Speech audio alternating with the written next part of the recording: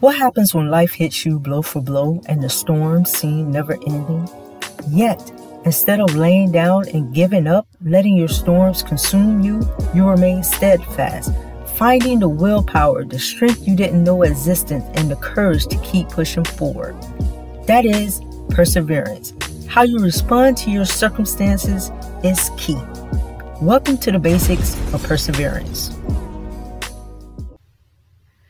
All right, good night, good evening, good afternoon, great rising, wherever you are. I am a peace of mind, and welcome to the basics of perseverance. Now, before I introduce my guest for today, she's going to bless us with a piece. So, it's on you. All right, this piece is called Her Skin from I Am Soul, and I wrote it in dedication of the beautiful dark skin. She has heard for too long now that her pores bleed the color of slave ships, that chains have been seen in her smile, that her skin shines like a beacon of shame, sprinkled amidst Mississippi cotton fields. Sometimes her beauty sticks out. Like the moon against the pitch black sky, they notice her, and still, she is only pretty for a dark skinned girl. Who does she think she is, being darker than a brown paper bag? The truth is that she is the color of the goddesses, a dark chocolate kiss neatly wrapped in silk. I want to touch her face just to see if it's real, just to see if it'll melt underneath my fingertips. Instead, I'll keep my hands to myself. I don't want to be the stone responsible for the wrinkles in her skin, this delicate rose petal of a woman reborn in the spring.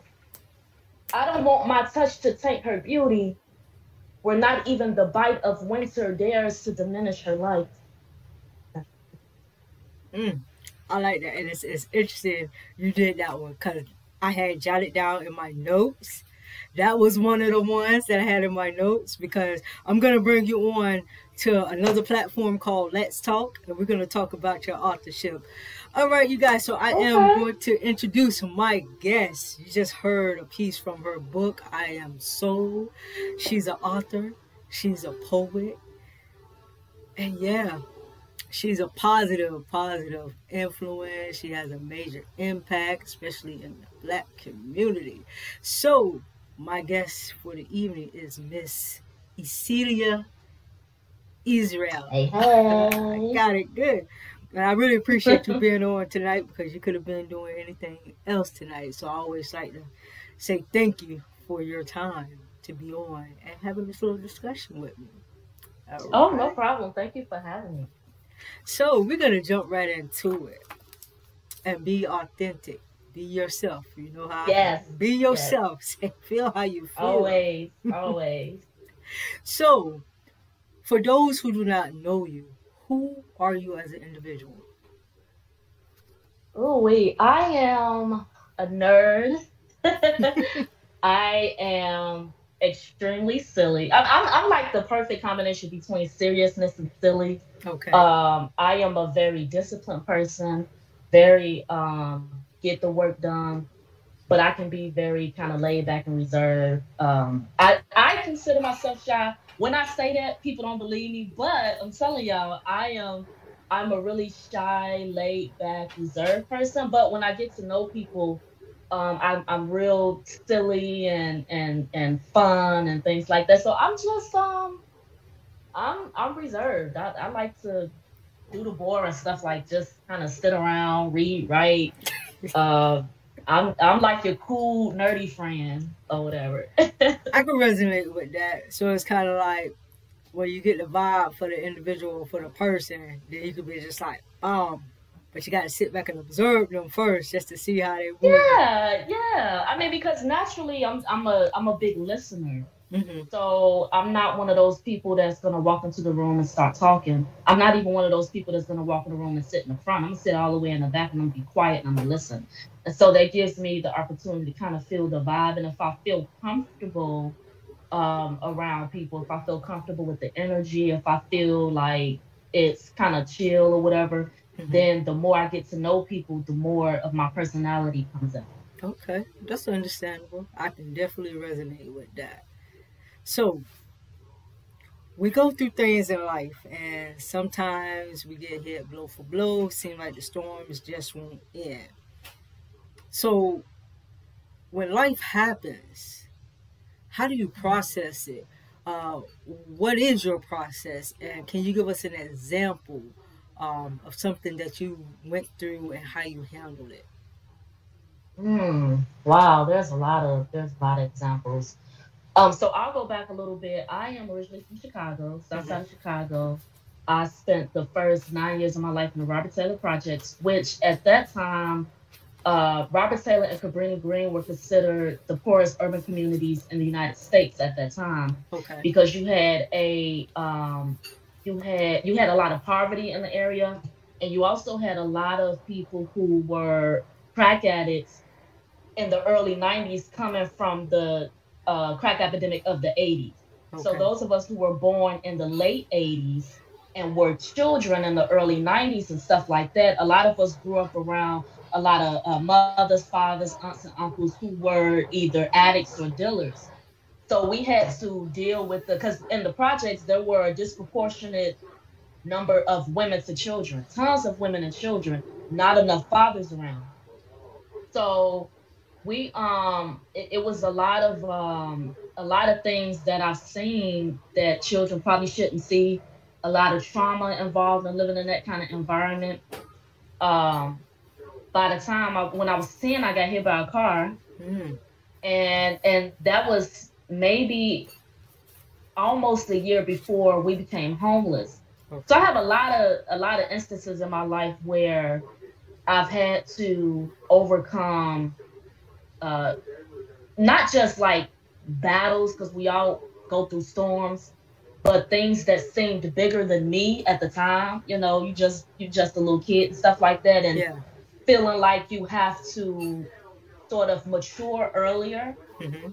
And one of the things I found refuge in is I would turn into myself. Not saying it's completely healthy, but I would turn into myself, and I would turn to books, and I would turn to writing, and that's part of the whole quietness that led me into writing and stuff like that. And so even to this day, when I am overcome with like, okay, to use a recent example, my mom recently passed in 2020. Okay. So when I am overcome with grief, when I am overwhelmed, there are a few things that I do. Traveling helps me, just getting out of my space, sometimes getting out of your environment, breathing a different air really helps to kind of like not just remove yourself from that place, but it's kind of like it opens up the creativity for me. So I love being able to take a step back and just go somewhere and just travel, and not even announce the pullback, just do it. So that Hmm. helps me. um Writing helps me. I like to journal. And it's not for everybody, but for me, being able to release my emotions on paper, being Hmm. able to look at it helps me. And sometimes I'll just ball it up and throw it away. Okay. But just getting it out, because I'm not a big, people not gonna believe this, but I'm not a big speaker like that, like, talker in that way. Like, I'm not gonna just come to somebody and talk to them like, man, I'm depressed, I'm Yeah. blah blah blah. Like, that's not me. You gotta But be I will comfortable. write it down. Yeah, Yeah. you have to be comfortable with you.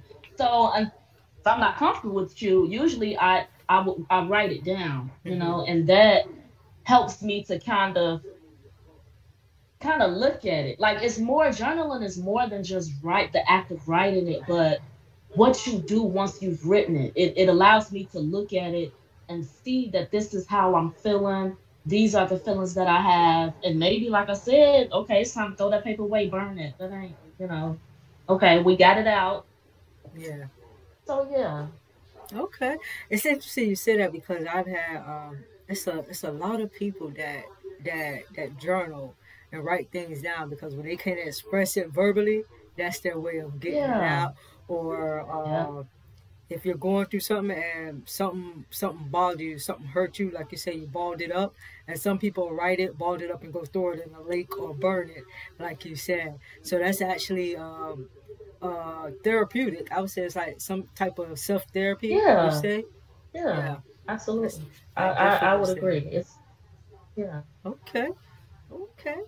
So I want to go into seasons. To everything, there's a season. Seasons includes things and people.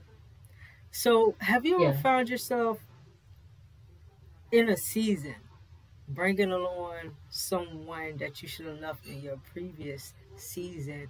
And if so, at what point were you like, man, I just need to, I got to drop them. I love them. They cool. They my friend. But I can't just keep Mhm. bringing them on. I can't tag them on if they're not pulling their weight. Because right now, they're just dead weight. Right, right. Oh, that's a good one. It's funny because I can always tell when this has actually happened to me quite a few times in my journey because I blog. Uh-huh. And so a lot of the times, especially year as the year transitions into the next, Mm-hmm. um, you see a lot of you start to see this. Well, I start to see this influx of new readers or new supporters, and I don't see a lot of people who used to be there, Correct. and it kind of make you wonder, like, what's so blogging aside, even just in everyday life, I can always feel within myself the change. Because, like, we ignore our body sometimes. Like, Mm-hmm. they call it a gut feeling for a reason. Before the change happens, you feel it in your body. So what I've started to do is pay attention to my body and pay attention to the vibes that I'm picking up. Like, I can feel when my season is over with some people. Yeah. And it doesn't necessarily mean that I even have to do anything because dead leaves fall off on their own. So I tend to just grow, and as I grow and as I elevate and as I move on, I am open and willing for anyone who wants to move on with me. Like, we can help each other to grow, Yeah. but I'm not one of those people that's forcing the issue. Like, if I feel that you're stepping back, I'm not gonna come to you like, hey, where you been? I'm gonna allow you the space you need to do what you need to do. Because it's not Yes. always about me. Maybe there are things happening in your life or whatever it is. So when it comes to people and seasons, I allow like when you look at the seasons changing in the world, spring, summer, winter, fall, the elements, the nature doesn't do anything but what it needs to do. Correct. The tree doesn't do anything but grow and have a season of just bare branches and have a season of full fruit, and sometimes it rotten fruit fall off on its own too. So the winter comes and it just does what it's supposed to do. So I see myself as um I am here to fulfill the purpose that I know I am here to fulfill, and I know that the people who are meant to be in my life will come in my life at the right season, and they will leave too. Yeah. I mean, everybody is only there for a season. So how I deal with it is to allow things to be. Like, I'm one of those people, I say force nothing. Yeah. What will be will be. That's true. The people that you need or that will be there, they're already aligned. So when those people fall off, it's just opening up room for somebody else to come in. It's like Yeah. be open for everything, be attached to nothing. you Yeah, know? because maybe you needed to learn something from that person in the Hmm. season that you were in. Like, let's just say depression, right? We Yeah. all experience it from time to time. Let's say you was in a season of depression and you needed that as a particular person at a certain time. And but then the goal is not to stay in that depression. Let's say you come out of it. Yeah. But that person is not ready for you to come out of it. You're gonna end up having to lead them behind because I can't. I love you and all, but I can't. We can't stay in this funk we be in. It's been fun, Yeah. but it's time to move on. Most So definitely. yeah, Most definitely. Okay. Okay. So let me ask you this. I want to go into like them in your life. You know, people gonna talk about you regardless, whether you're doing good, whether you're doing bad. They're Yes. gonna rock Yes. with you if they really rock with you, and they're not gonna rock with you. They'll follow their friends. If their friends don't like you, then they not gonna like you. But everybody is not like that. So let me ask you this: at any point in your life, did you find yourself, or have you found yourself dimming your light? And at what point did you snap out of it and say, "Hey, I'm not gonna dim my light for this person. I'm gonna be me. I don't care how this person Mm-hmm. feel because they got an issue, personal issue themselves." Tell me about Mm, yes. Girl, you got some good stuff over there. Let me see that face. Yes. So I mean, I have suffered with low self esteem before. it. Okay. I have suffered with. I endured bullying. As well. They call it bullying now. Back Mhm. then, it was. Look, this is helping you learn how to fight. This is Yeah. helping you, So they say bully or not, but Yeah. They don't this know was what real this. bullying is. Yeah. When you look back on it, it was helping you to stand up for yourself. Hmm. So this is gonna kind of come full circle. So I remember being teased real bad when I was in seventh grade, like really, really bad, like to the point. I mean, and what made it bad was from boys. Right now, as an adult, I see, girl, they liked you. They just liked you, little nappy head boys. But back then, Yeah. like I was really like depressed about it. Like they Hmm. was really doing stuff. This one boy, I used to go to this. I hated this school, but I used to go to the school that you had to like dress real proper, whatever. You couldn't wear gym shoes. You had to wear, even the girls had to wear ties or whatever. But we Hmm. did have to bring our gym shoes or sneakers for people not from the shy. I say gym shoes Yeah. for gym. So it's this one boy, like he even went to the extent of I left my shoes by my desk, and when we went to lunch, I came back, he spit in my shoes. Ooh. Like, girl, it was just like terrible, like really. So starting from seventh grade, I developed a low self worth about myself, a low way of seeing myself, to where I would dim my light, sort of kind of like turn into myself, just kind of shrink. Okay. And I carried that with me for a while. And it's funny because when I turned 30, I'll be 35 this year, but when I turned 30, I don't know what it is about the 30s, but something clicked to where I decided that I'm no longer going to um I'm no longer going to shrink myself to fit in spaces because people think I'm supposed to think, speak, and act and be a certain way. Hmm.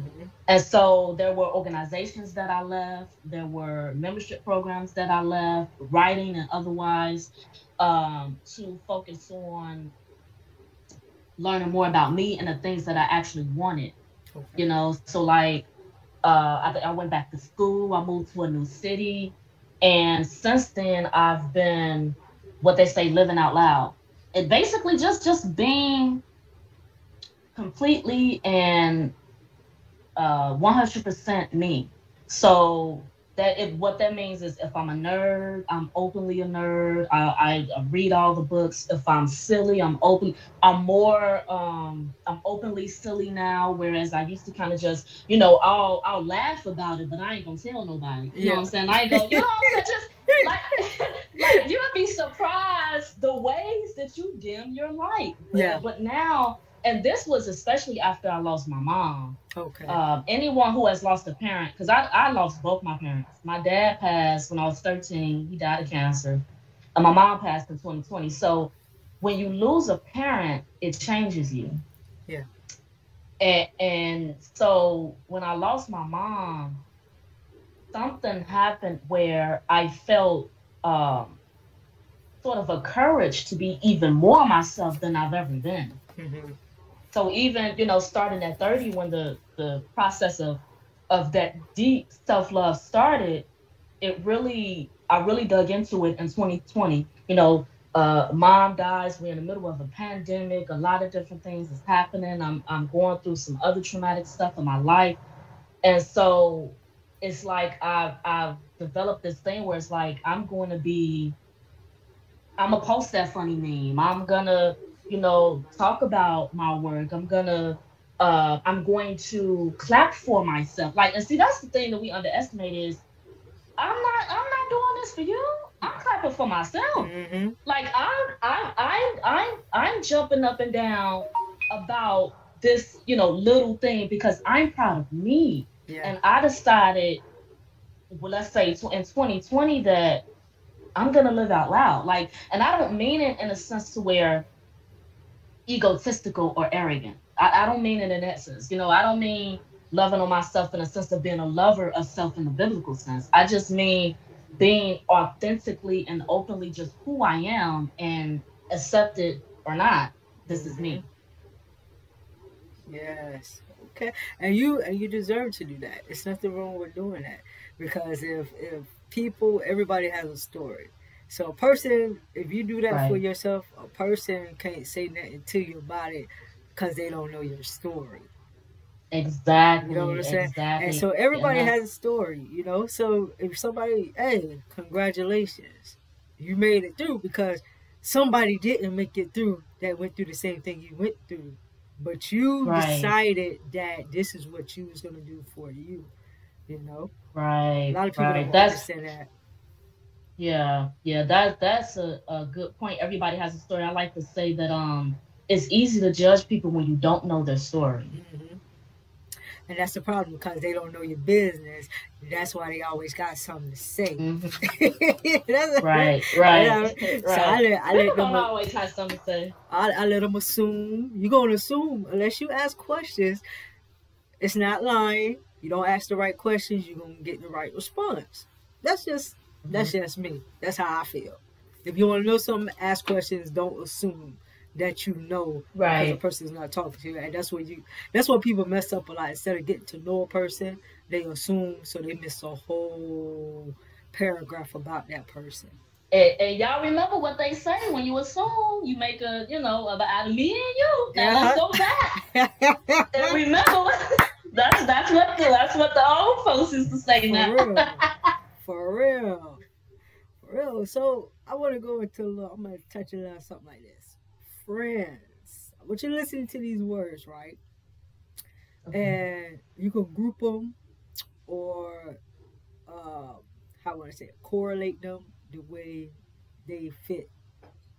How you feel they fit together.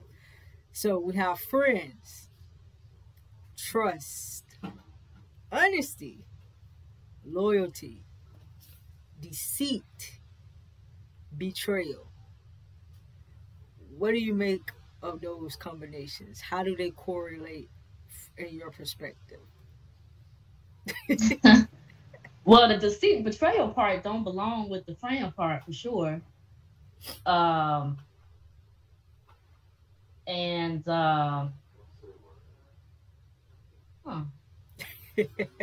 how do you want me to like?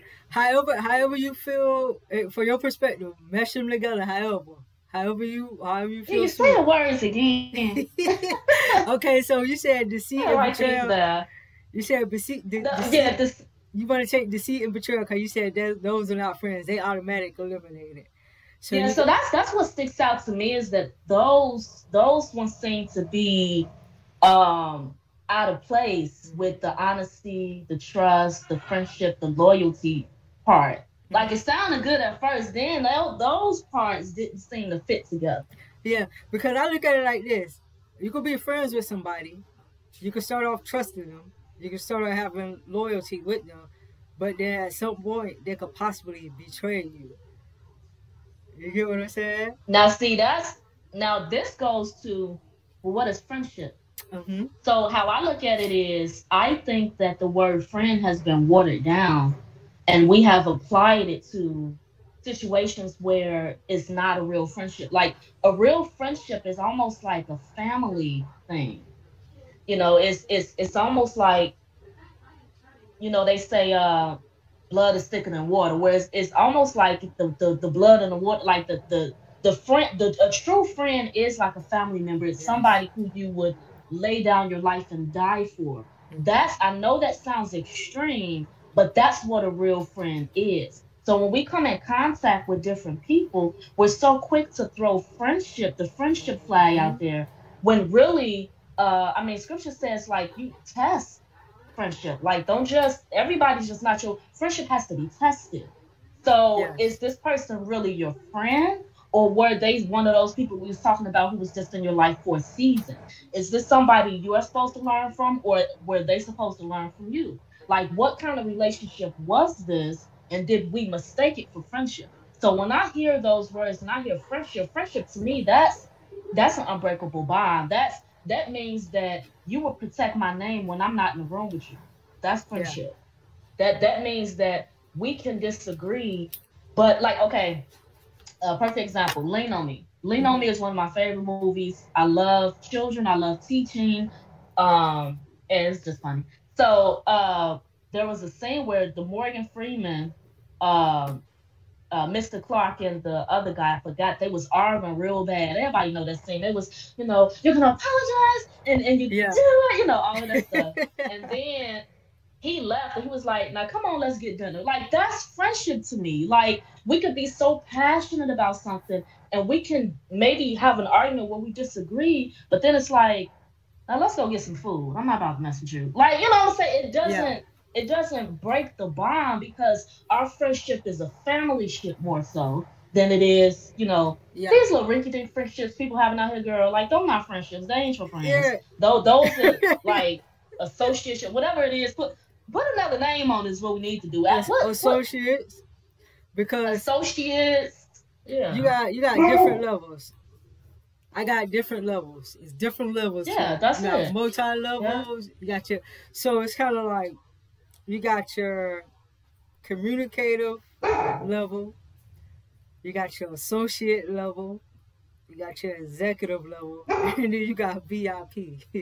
Now VIP Right. is the ones that you can talk to on a day-to-day basis. You may talk to 2-3 times a day. Just, hey, how you doing? Blah blah blah.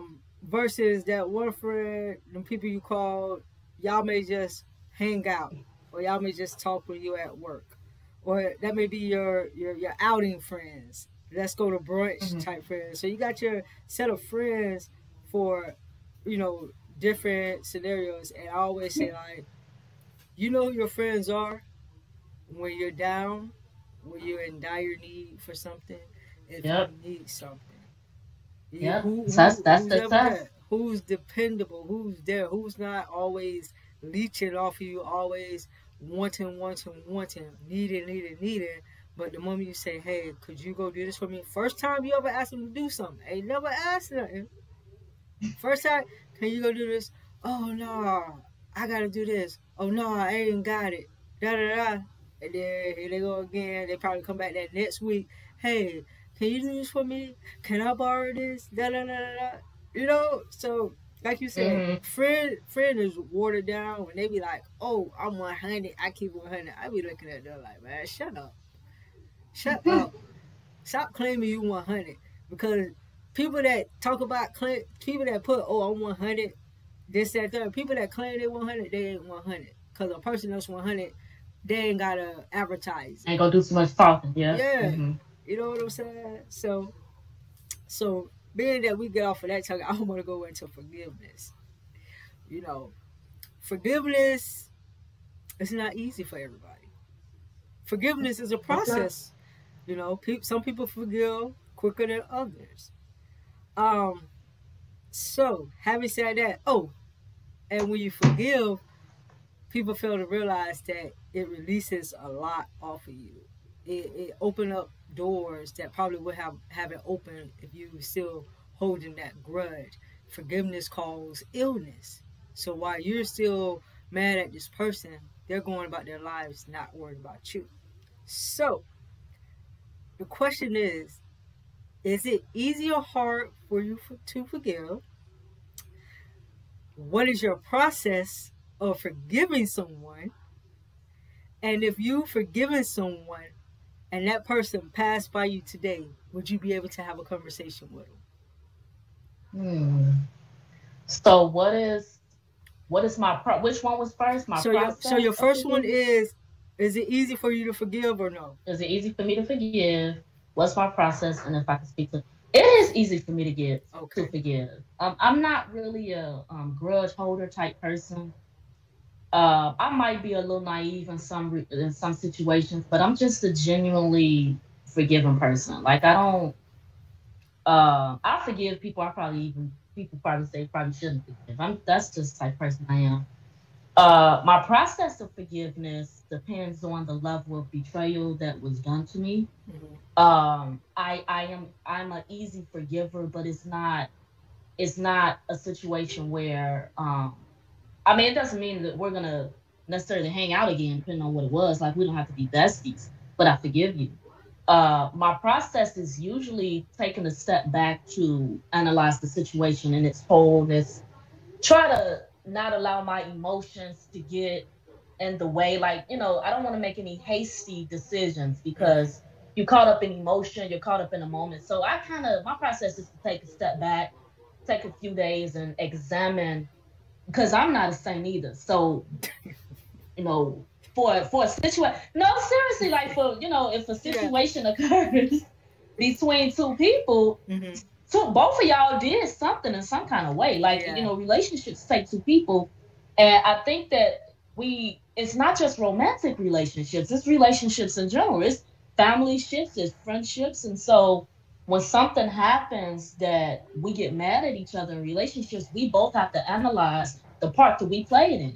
Cool. Now, if it genuinely wasn't my fault, don't get me wrong. Don't think because I'm saying all of this, it means that I'm going to act like it was my fault when it wasn't or anything like that. But yeah, I mean, but once I've actually forgiven you on my heart, prayed on it, thought on it, I can certainly see you on the street and speak to you. I can see you on social media and say, hey, like, I can be cordial. We don't have to be best friends. Yeah. We don't have to ever hang out again, depending on what the situation was. But I can be cordial.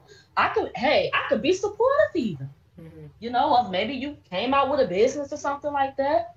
But like I said, depending on the level of betrayal, I don't have to be like all in your face with buddy. Hey, I don't got to do all of that. I forgive you, but I do forgive you. Yeah, because. but like, but what makes me so forgiving is because I want the Creator to forgive me. Gotcha. Like because like it's easy to be unforgiving when you forget that there is a power greater than you. And that He sees the skeletons in your closet. He sees your little filthy thoughts. He knows all the stuff in your private life and in the corner of your room you think people don't know about because you don't post it to the internet, or because you don't talk about it, or because you fake pious, or you don't say too much or nothing so you can pretend for your Facebook friends that you some kind of saint. No, like, y'all see all of that. The Creator sees all of that. So because I know my flaws, and because I know the things that I'm still working on, and I know that I want to be forgiven by that higher power, that's what makes me forgive others so easily. And not easily in the sense that it's quick, but easy in the sense that I'm easily humbled. Like, it doesn't take a lot for me to be like, okay, well, it's cool. We both gonna die one day, and I just want to be on the right side. So it's really not that serious. Oh man. And at the end of the day, really, it's not that serious if you think about it. You know what I'm saying? So I want to just be on the right side. So it's cool. Like, it's cool. We ain't gotta hang out together. We ain't gotta like whoop-de-doo, but I forgive you. It's okay. If you give you go about your business, I feel you. Yeah. I feel you. I can't. I mean, yeah, it's a process. It's not that easy, but I kind of like brush it over. It's a process. Yeah, I brush it over. I'm quickly to just turn cold. Like, it's like I'll forgive them, but I ain't no, hey, how you doing? Don't try to hold no conversation or nothing like that. So I don't know. That's probably something I still need to work on, but that's why I hey, everybody's different. Yeah. Everybody's different. Well, it's different. Everybody's process is different. All right, you guys, we're going to take a quick break and we'll be back to you momentarily. Hey y'all, hey, my name is Yecheilyah Ysrayl, author, book blogger, book coach, and poet. I write books aimed at restoring Black historical truth. You can follow me online at www.YecheilyahYsrayl.com. Also follow me on Instagram and Twitter at Yecheilyah, and don't forget to subscribe to the blog at thepbsblog.com. All right, you guys, welcome back. And again, today my guest is Yecheilyah Ysrayl. All right, so we're gonna hop back into it. I want to talk a little bit about living your past. A lot of times, people live in their past because they think about their glory days. Like, back in high school, I had the most assists. Nobody has broke my record yet, or just anything in general about what they used to do back in the day. And sometimes people living in their past could be something dealing with trauma that they haven't gotten over yet. Living in your past can also hold you back from your now and your future. But there's some people blame their past on their current circumstance or situation. So, have you ever found yourself reverting back and living in your past? If so, how did you make yourself come back to the present at that moment? And if you can't give an example. Okay. Well, as a historical fiction author, I deal with the past a lot. I try not to live there like for my personal self. I try not to go back there. But I mean, I do have my days where I get sad every now and again, and in those instances, I do feel like it's connected to my past. I had a pretty turbulent childhood, and so sometimes those things sort of come up. And but I remember there's this popular story. I'm sure you've heard it. But it's kind of like an analogy about these two, I want to say two sons. They're grown though, and they had an alcoholic father. And so one of the sons became an alcoholic and the other son became a successful businessman. Okay. And when they asked the alcoholic son, why are you alcoholic? He said, well, because my father was an alcoholic. And when they asked the successful son, why are you successful? He said, because my father was an alcoholic. So that always brings me back to reality in the sense that the past can enslave us or it can free us. And the way that it can free us is that the past is not irrelevant now. When people talk about living in the past, of course you don't want to do it, but it's not irrelevant. The past to me is to be used as a guide to understand how to better understand the present and the future. There are stepping stones that like our past is, to me, our past is littered with stepping stones. My past is littered with stepping stones. What do I mean? I always carried a journal or a diary with me everywhere. I was on a yearbook team. I was on a Yecheilyah poet spoken word team. My first job was writing plays for my high school. My past has many different instances where writing played a key role that I can look back and say, even before I always want to be a writer, but even before I truly realized within myself that it was possible, when I look back, I can see those instances. The past can also be used as a way of, I feel like all of the trials and what we call the bad stuff that happened to us, it's not all bad, because once we come out of it, those become pearls of wisdom that we can share with other people. Because it's one thing to everybody's so motivational now, inspirational, there's motivational gurus all over the place, and that's cool. But it's one thing to motivate somebody because you like helping people. There's another thing to motivate people because we've been there, right? So if someone comes to me damaged, or they grew up with parents who were drug addicts, well, me too. I understand that. You may not be. I don't look like what I've been through, but trust me, I know all about the struggle life, right?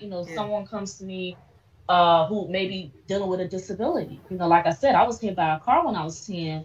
I broke my leg, or more precisely, the femur bone in my thigh. So I live with a steel plate in my leg.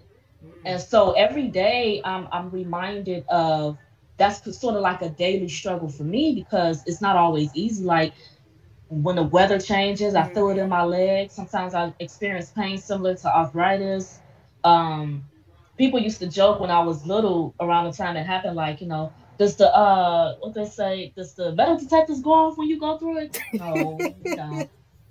So it was like, Oh look. man. So, It's not that type like, of battle. They're crazy. right, it's not that kind of metal. Yeah. So, I had, they put the steel plate in my leg and I had 24 staples. Mm. And I still have the scar that's just above my knee, all the way up, just below my buttocks. And so, like, it's a constant, it's a humbling thing, and it's a constant daily struggle, And so, just little things like when you've been through things in your past, I believe it is intended for you to be able to empower other people with all of the wisdom that comes from having experienced that. It's not intended for you to go back and sit in it in the sulking, living their kind of way. Yeah. Like, I'm not in the projects no more, so there's no reason for me to act like, you You in the know, projects. I'm not deserving of better. You know what I'm saying? Like, I can be an example of someone who came from poverty and who came from homelessness and who came from hardship and still like made it, so to speak, whatever Yeah. made it supposed to mean. I Ma- whatever for the sake of made it conversation. out. Made it out. Made it Yeah. out. Made You it know, out. and I don't even mean made it out Hmm. financially, but just made it out mentally. Like Yeah. that's what we get so caught up in like money and stuff like that. It's not. It's made it out. Like I'm not crazy. Well, I'm a little crazy. I'm a little crazy. I'm a little Great. crazy. But I'm not insane. Like I'm not somewhere You're in balanced. somebody's mental Yeah. institution. You know what I'm saying? And that's what growing up in the environments that a lot of us grew up in was like. I mean, they actually say it's akin to post traumatic stress disorder. Hmm. Like, so when we come out of our past struggles, whatever they may be, and we are still able to stand here existing and being somewhat put together, that's That's you know, good. that's a good thing. So I don't think you should live in your past, but I do think the key to who you are is in your past, Hmm. depending on how you use it. So it can be used as a way of seeing what you had to go through to become the person you are. Like I always like to compare it to like exercise. Uh-huh. You know, once I get into it, I don't have a problem exercising. My biggest thing is like making what I eat or whatever. But once I do get into an exercise routine, I do get used to it. And so it's not extraneous anymore. So Hmm. now I have to do something different. I have to switch it up. I have to add more pressure so I can build more muscle. And that's how life is sometimes. Like if you've never had to go through anything, then it's harder on you later on when you have to face that thing. Yeah. So that's what the struggles of the past teaches us to be able to have the resilience to get up and try something again after you just been knocked down so many times. To Yeah. like build it, it builds up that strength. We're living in this ultra sensitive society where can nobody say nothing, can nobody do Hmm. nothing. Like, and my thing is always to these kids, go through something. I'm gonna need you to go through something, Yeah. then come back and then tell me that you can't do it. Like you never been through none in your life. Like that's Hmm. go through something first. Go take a risk, mess up, fall on your butt, then come back, and you trust me, you're gonna be way stronger. Yeah. The kids, these kids these days don't know what the struggle is. They Uh, ain't seen nothing. Um, the I ain't kid, seen none, the ain't been kids through on nothing. the street, they act like they so gangster. I was like, boy, you ain't popped nothing, you ain't shot nothing. If somebody pulled on you right now, you gonna piss your clothes, man. You ain't finna do nothing. Um, and it's interesting you said, go through the struggle, and then you mentioned something about if they don't, don't try. Um, that piece. I actually sent the message this morning to one of my friends because she sent out these inspirational posts, and the inspirational post said it's okay to struggle, but something about it's not okay to give up or something like that. So I replied, I'm like, yeah, I said, yes, it's okay to struggle, but I said people already fail because they don't even try. And I'm like, they got to have that courage to step out, do it, that what it is that they want to do themselves, say yes to themselves when people say no, let go of the people that are anchoring them down, have that courage to let go of the people that are anchoring them down. And I said they have to make that commitment to themselves. So listening to your story, you made that commitment to yourself, you know, that hey, this is I'm not finna sit here and settle. I don't have to go through, as you got older, you know, and like you said, a lot of people that go through that type of trauma, post traumatic uh, trauma and everything, mentally, a lot of them are not strong. They don't have that willpower. You know, it's a lot of people that don't have that willpower that you and others have had to, sustain and make it, like you said, make it out. You know, so. Um, Yeah, I like what you said. I like that. I like that. I like that. So we're gonna move on to comfort zone. A lot of people get comfortable. They may get comfortable because hey, I don't gotta go to work. I can just chill, do this and the other. But then, and they're okay with that.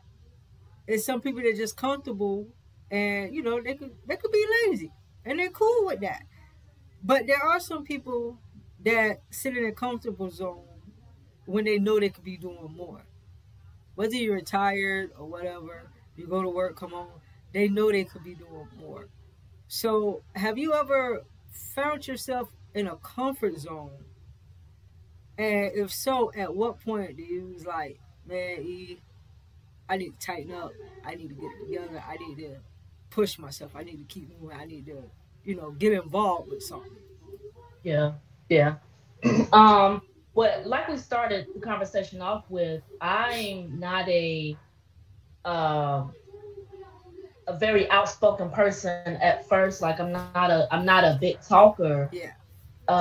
Just like out the gate. So my comfort zone has always been um like not talking, not speaking up, and breaking out of that for me, which I've been working on, constantly working on, taking on opportunities where I'm speaking more. I made a commitment to myself to do that more this year.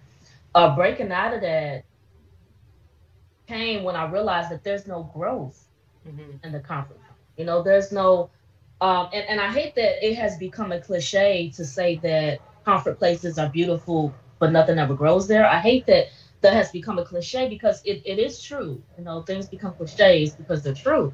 And comfort zones, you literally can't grow. You can't rise to the next level.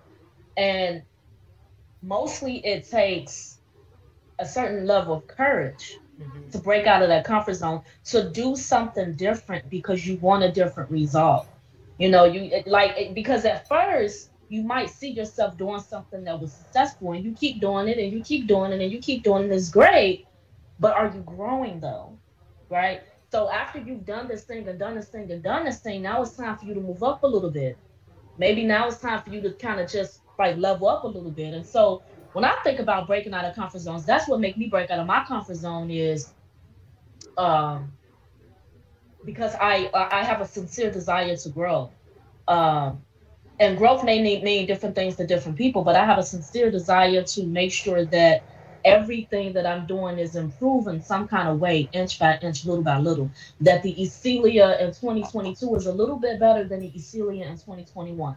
She might not be perfect, but she's a little bit better than Yecheilyah in 2021, and hopefully in 2023, she's a little better person than she was in 2022. That's how I measure my growth, based on myself, me versus me, myself versus the previous year, things like that. So one of my favorite quotes by Maya Angelou is, she said, courage is the most important of all virtues, because you can't practice anything consistently without courage.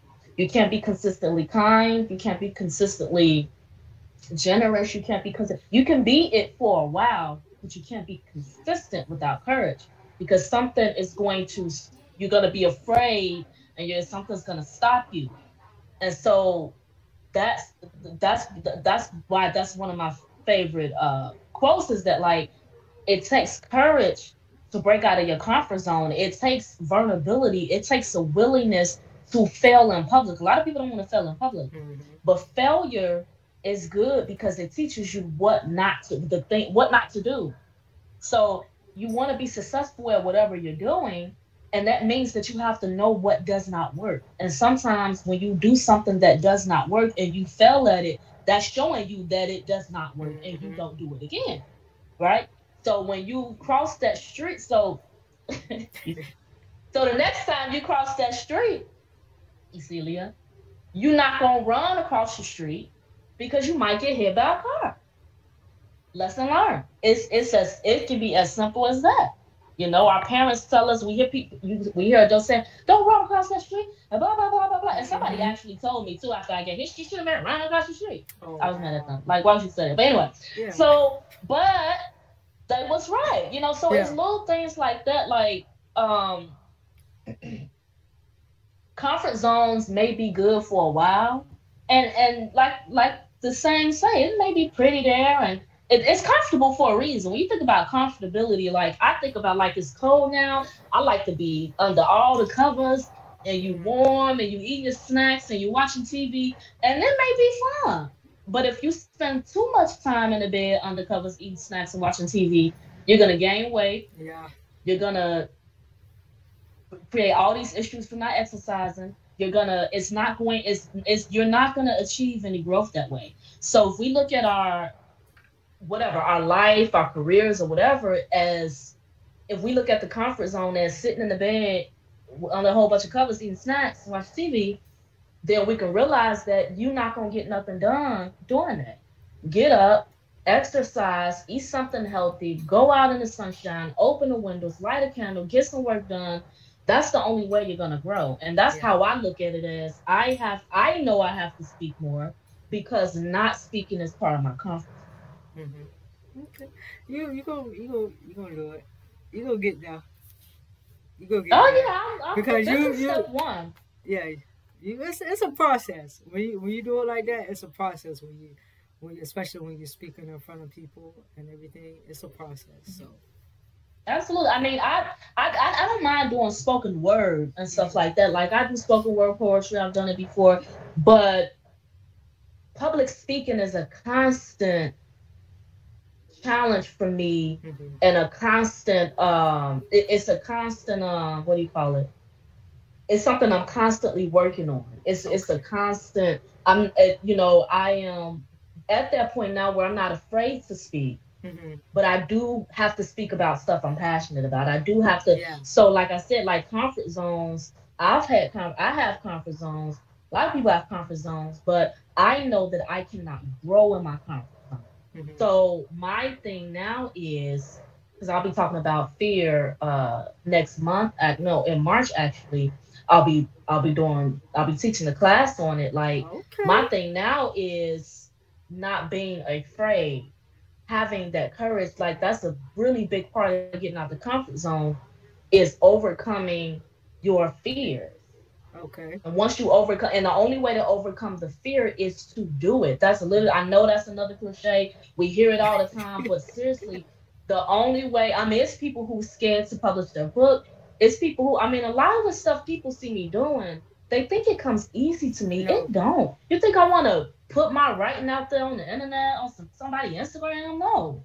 You think I want to, post some of the stuff that I be posting? No, I don't want to do that. But I have to get out of my comfort zone if I am going to grow my business. Like, it's just a simple. With your, I know you say the getting up and speaking about it.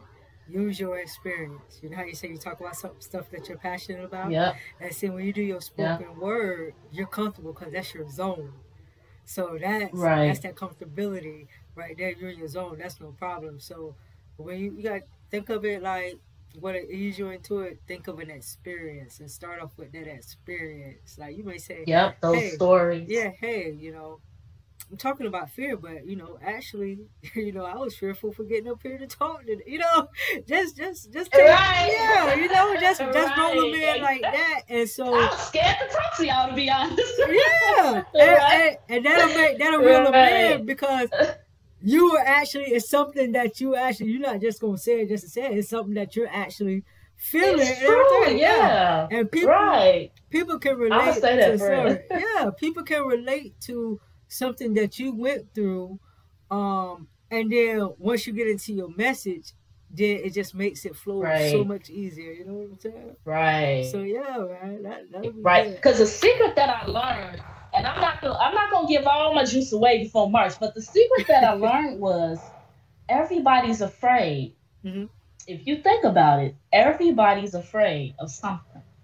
So when we go through things that we go through, we always feel like we alone. Like we the only people go through it. We the only but no, we're not the only people. And so that's why, like you said, like I'm gonna do that too when I get up there. Yeah, Like you I'm got to. scared to come talk to y'all because somebody else in the audience feel the same way. Like I know Hmm. I'm not by myself. So yeah. Yep. Yeah, I can say I can't admit like I used to do like when I was in college, so I was like 18. I got early started into the network marketing, and my biggest thing was, what if the people say no? What if the people say no? Which in the network That's marketing. true. So, and after a while, I got to use it. It's like, okay, they say no. Oh well, let me go to this next person. So that carries on to me inviting people on to talk on any one of my platforms. So it's kind of like I reached out. I have three platforms. So I have this one, the Basics Perseverance. I have Let's Talk. That's when I talk to small business owners, authors, but just professionals and general topics and everything. And then I have Check My Flow when I'm interviewing artists. So it's a couple of I could say I've sent out over 100 emails. Cause at first it was kind of like, oh, should I? It was kind of like, okay, this person got a blue check by their name. So what? I'm still gonna reach out to them. I see what they got going on. Blah blah blah. They either gonna say yes or no, or they're not gonna respond. So it's a lot of people that I reached out to. They didn't respond. I reached out to, what's the lady name?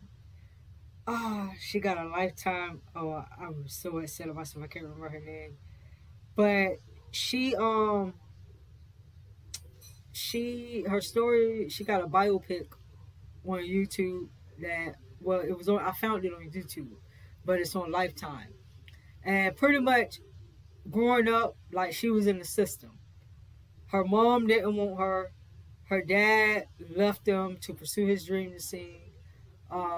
He came back. He said he was taking her in. He was a changed man, Christian, whatever, whatever. So pretty much they were drugging her, saying that she was never gonna be this. She was never gonna amount to this. And it was this white lady that kind of like was like her mother in a sense in the what is it, the foster home where they had the group of girls. And Hmm. she would treat her as if it was her child. When her birthday came, cause when her mom and dad was supposed to come visit, they didn't visit. So her birthday came, they took her to the pool, they got her a cake. She treated her like her own daughter. And when it came to it, she tried to adopt her, and the judges was Mm. like, no, because what can you do for this colored girl? You're Mm. white. You can't care for her. So it's kind of like she went back into the system, and they were drugging her, and she was telling the doctor, I want to go to high school. I want to go to high school. He was like, you can't do that. You can't achieve that. We're just trying to get you well. She was like, no, I want to go to high school. So he told her that she had to get so many steps done in order to get a pass to even leave to go to the school. She finished high school. When she finished high school, it was kind of like she got accepted in college. and this lady allowed her to work at her hair salon and everything. And with foster care, when kids age out at 18, they just throw them to the birds. So she was Right. sleeping in the lady's shop, and the lady was like, what are you doing here? What happened? And she told her, they just kicked me out, like I aged out. So the lady allowed her to stay there and allow her to work there. And then she got a full ride scholarship. She opened up a hair salon where she was doing hair for celebrities, like she said she wanted to do. Cause she was working with the lady. She's like, when I get older, I'm gonna open up me a hair salon and work for celebrities. And that's what she did when she got older. So that stigma of just giving them medicine, something wrong with them. They're telling these kids like, oh, you're not gonna be anything, you're not gonna amount to it. But she did amount to something. So I say that to say, when I saw her story, cause kids, you like when I emailed her, I said, I tell you no lie. Like when I saw the first 10 minutes, I was about to turn it. I was about to 86 and go watch something else. But I said, I'm glad I watched it because I did not know about your story. And I emailed her. And I said, hey, I saw your biopic, blah, blah, blah. I went and looked her up on IG like as soon as I got through with the movie. And okay, she's a big time person, very well known. NAACP nominated, Emmy, all of that. So it was kind of like one of them things, like the worst you could do is say no or don't respond. But when I reached out to her, she did respond. She responded to me, said she would be interested. Then she was That's like, what's up. send me, over some clips of your favorite. And I told her, I don't have no favorite because all of them are good. Every last one of them are good. And I was like, I'm gonna send you one of the young ladies I met. We're actually good friends. I met her on TikTok. Very inspirational. She has over 20K followers on TikTok. So all she do is just motivate, encourage. She's a truck driver, LT. She stay in Georgia. Um, and I sent her video because her story was like her story. Her story was her story. Like her story was good. And like I was telling her, we're having the same conversation with different perspectives and different experiences. So that fear of when I first started network marketing, that fear is not there. It's kind of like you say yes or no. If not, I'm gonna move to the next person. There you That's go. just how I see it. You just say yes or no.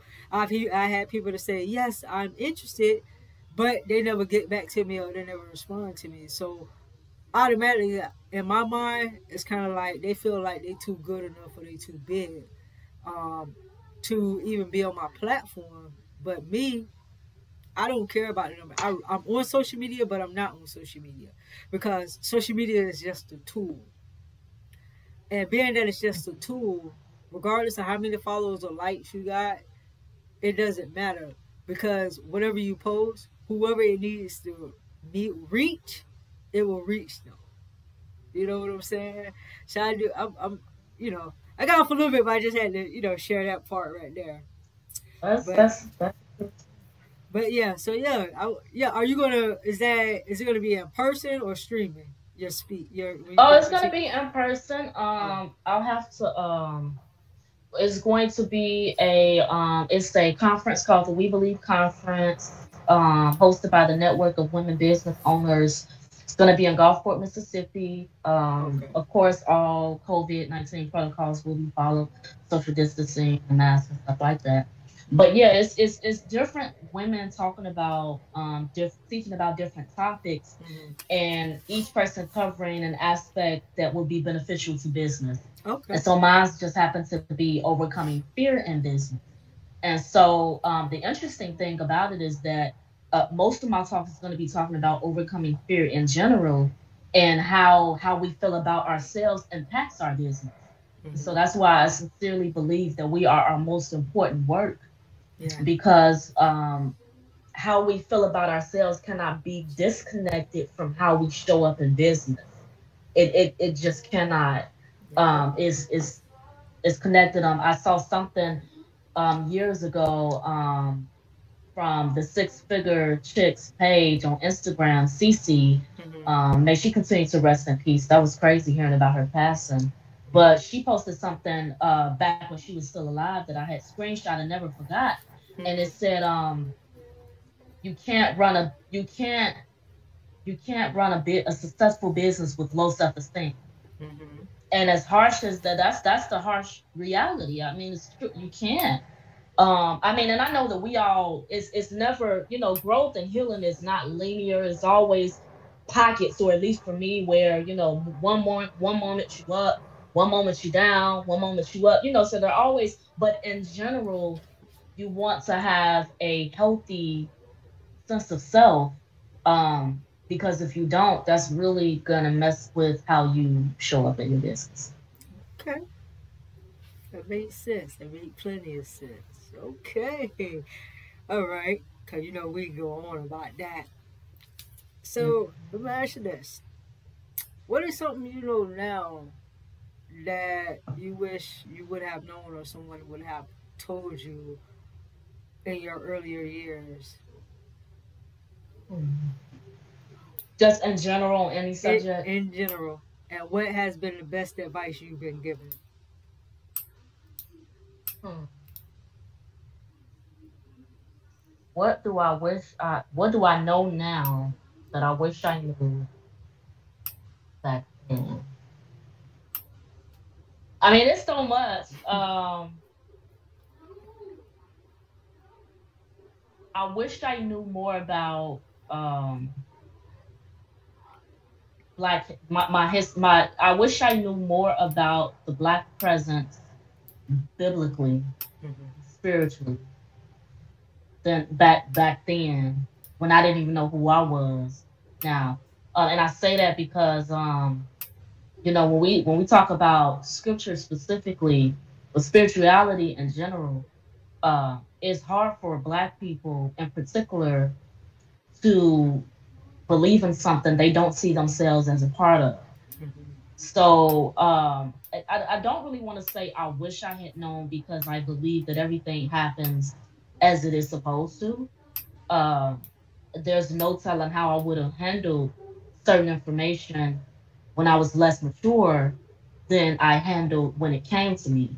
So I don't know if I wish I would have known, Mm-hmm. but it is something that the black presence in the Bible, and just like some of the historical things that I've learned about Black history that I know now, I do know it probably would have helped me a little bit more to know it, as I was younger and lost, just trying to figure out who I was and where I stand in this world and what my place is and who we are as a people.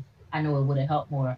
The best advice that I got, that I've ever received. That's always a funny question to me, because I can never really pinpoint one thing. Mm-hmm. There's so much good information, or so much good advice that people have given me. The ones that I tend to has probably been the most helpful is probably the advice that is balanced, meaning um, good with critique, kind of, because it helps me to see myself. And I can't pinpoint an exact one, but when I, like, let's just say book reviews, for example. Okay. When I read a critical review of my from one of my books, it's humbling, and it allows me to analyze. Now, I don't go into it just believing, just kind of like blindly, just like, oh man, this must be true because they said it. No, not like that, but it allows me to sit back and think about what part of this is opinionated, rooted in opinion. It's just one of those things. Yeah. And what part of it is true? What part of it is, do I really have a problem with point of view?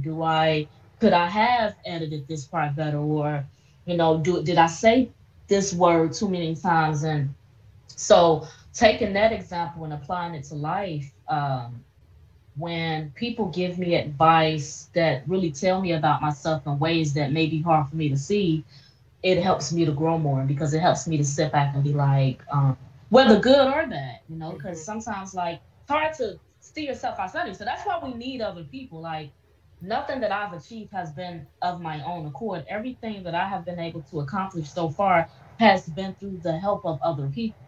Yeah. And that's what we have. Because I think that sometimes when we talk about, everybody talking about entrepreneurship now, and I've even seen people bashing people with 9 to 5s and stuff. It's like, what you don't realize is you still need people. Like, don't act like because you got your own business that is Yep. who gonna buy your hair products? Who gonna buy your Exactly. soap? Other people, right? Them So 9 to 5 that you talking about. them 9 to 5 people with them checks and them income taxes coming in, all them people you talking about, they the Right. ones. So we need each other. We all need people. So everything that I've accomplished so far has been through the help of other people. And when other people tell me certain things about myself, good or bad, that I might not have been aware of, is really helpful. Especially like if it's let's say somebody tell me something encouraging Hmm. and they say something like, oh, EC, you're funny, or just something like that. It's like it's kind of like the light, like, oh, really? Because sometimes you don't see yourself like that. Like, you don't Yeah. see yourself the way other people see you. And I think that's the misinterpretation, not misinterpretation, but one thing about social media that we have to keep in mind is that, like, it's this one picture. I'm gonna have to find it. When I find it, I'm gonna post it too because it's powerful. It's a picture of an apple, Okay. and on one side of the apple was bitten into, like somebody had just devoured the first half. Hmm. And on the other side of the apple is shiny, is not bitten into, and there's a mirror.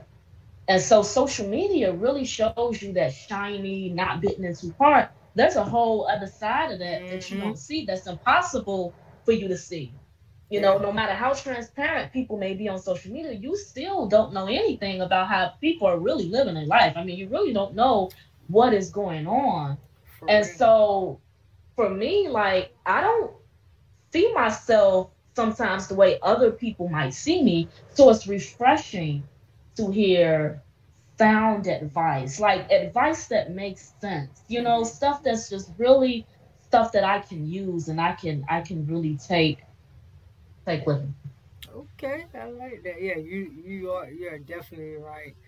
What you see on social media with some people, it's not their reality. It is totally not. They may be, you got these people that be buying all this stuff just to put on this facade, but in reality, they sad, they depressed, they got a lot going on, Right. they Right. struggling, um, and you know, they a And lot of people. even Go ahead. even the people who are not, like, even Hmm. the people who are genuinely showing the truth of who they are on social media, you still don't know what their life is like. And I Hmm. think that we underestimate that. Like, ain't no, you could talk about people being as real as possible on social media, but it's still not as real as you don't know. You still don't know what the other side of the apple looks like. And that's another Yeah, reason why it's so important for us to be kind, because you really don't know what people are going through. yeah, most definitely. Most definitely. Okay, so we're coming to a conclusion.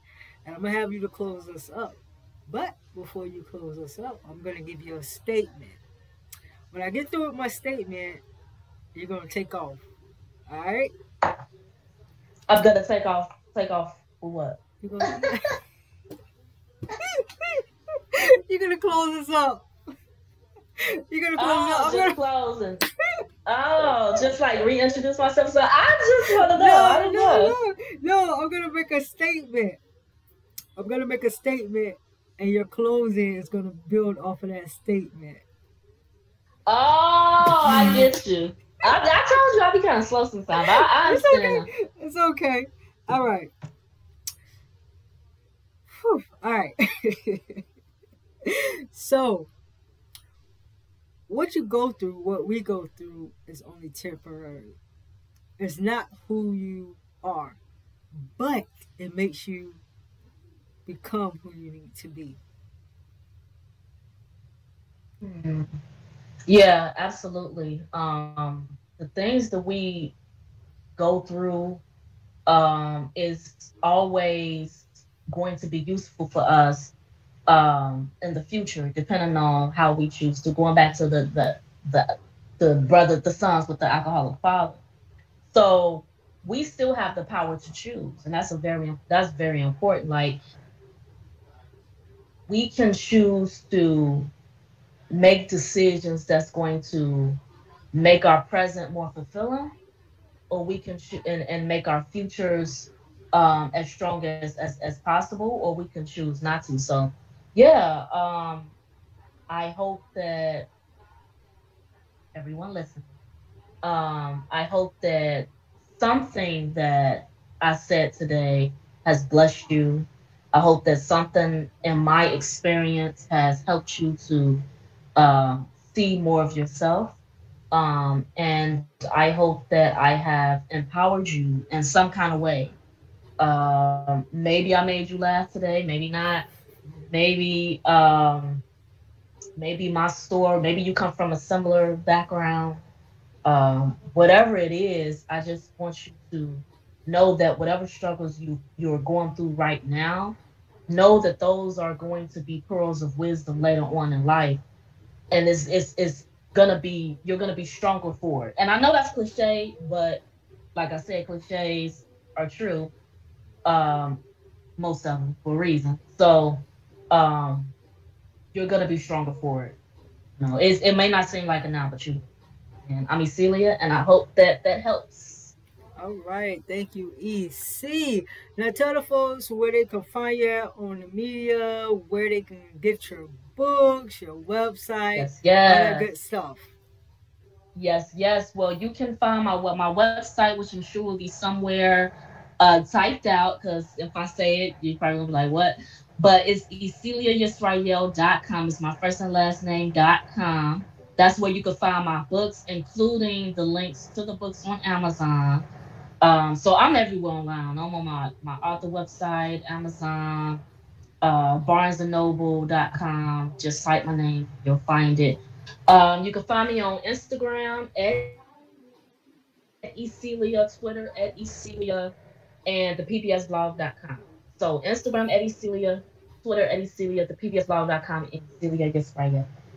All right, you guys. So I'm gonna have that information right down in the little information spot, and also, she gave you all that. Let me tell you that. Just Google her. If you Google her, you'll find everything Oh you need to yeah, know oh about yeah. her. But now Oh I'm yeah, I gonna forgot about that. I forgot just about that because Google her. I am Google verified and whatever. Yeah, So so just it's Google. just good. Just Google me. Yeah, just Google. Matter of fact, I just saw your verified. I saw your verified. Yeah, you posted that. Yeah, she Yeah, is verified, you guys. yeah. But I'm gonna, for all you guys that just don't want to Google, I'm gonna have all her information, the spelling of her name and everything in the information section. And yeah, you can check her out. All right. So again, thank you for being on.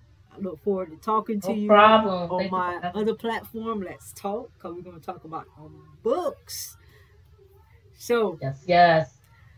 again, I am a peace of mind, and this has been another episode of the Basics of Perseverance, where how you handle your circumstances or situations is key. Until next time, peace and blessings.